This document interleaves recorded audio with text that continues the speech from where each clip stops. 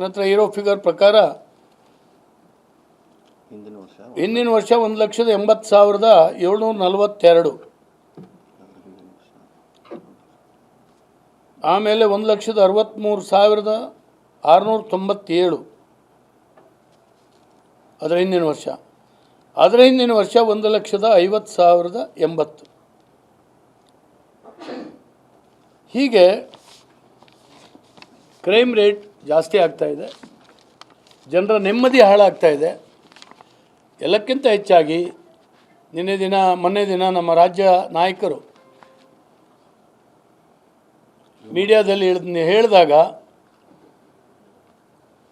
ಕರ್ನಾಟಕ ರಾಜ್ಯ ಮತ್ತು ವಿಶೇಷವಾಗಿ ಬೆಂಗಳೂರು ಇದರ ಬಗ್ಗೆ ನೀವೇನು ಏನಾದರೂ ಹೇಳಿದ್ರೆ ಅದು ತೊಂದರೆ ಆಗ್ತದೆ,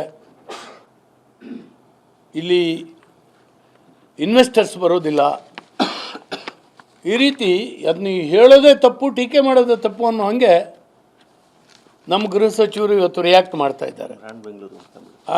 ಬ್ರ್ಯಾಂಡ್ ಬೆಂಗಳೂರಿಗೆ ಹೊಡೆತ ಬೀಳುತ್ತೆ, ಉಡ್ತಾ ಬೆಂಗಳೂರು ಅಂತೇಳಿ ಏನು ಹೇಳಿದ್ರು, ಈ ಶಬ್ದದಿಂದ ಬ್ರ್ಯಾಂಡ್ ಬೆಂಗಳೂರಿಗೆ ಹೊಡೆತ ಬೀಳ್ತದೆ ಅಂತ ಹೇಳ್ತಾರೆ. ಹೊಡೆತ ಬೀಳಿಸ್ಬೇಕು ಅಂತೇಳಿ ನಮ್ಮ ಉದ್ದೇಶ ಏನೂ ಇಲ್ಲ. ಚೆನ್ನಾಗಾಗಬೇಕು, ಕರ್ನಾಟಕ ರಾಜ್ಯಕ್ಕೆ ತನ್ನದೇ ಆಗಿರತಕ್ಕಂಥ ಘನತೆ ಗೌರವಗಳಿದ್ದಾವೆ, ಶಾಂತಿ ನೆಮ್ಮದಿಗಳಿದ್ದಾವೆ, ಅನೇಕರು ಇಲ್ಲಿಗೆ ಇನ್ವೆಸ್ಟ್ಮೆಂಟ್ ಮಾಡಲಿಕ್ಕೆ ಬರ್ತಾಯಿದ್ರು ಅಲ್ಲೇ. ಆದರೆ ನಿಮ್ಮ ದುರಾಡಳಿತದಿಂದ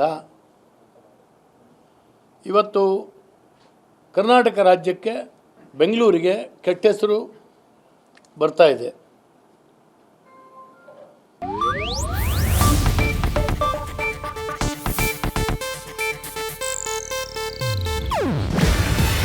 ಇದು ಏಷ್ಯಾನೆಟ್ ನ್ಯೂಸ್ ನೆಟ್ವರ್ಕ್ ಪ್ರಸ್ತುತಿ. ನೀವು ನೋಡ್ತಿದ್ದೀರಾ ಏಷ್ಯಾನೆಟ್ ಸುವರ್ಣ ನ್ಯೂಸ್.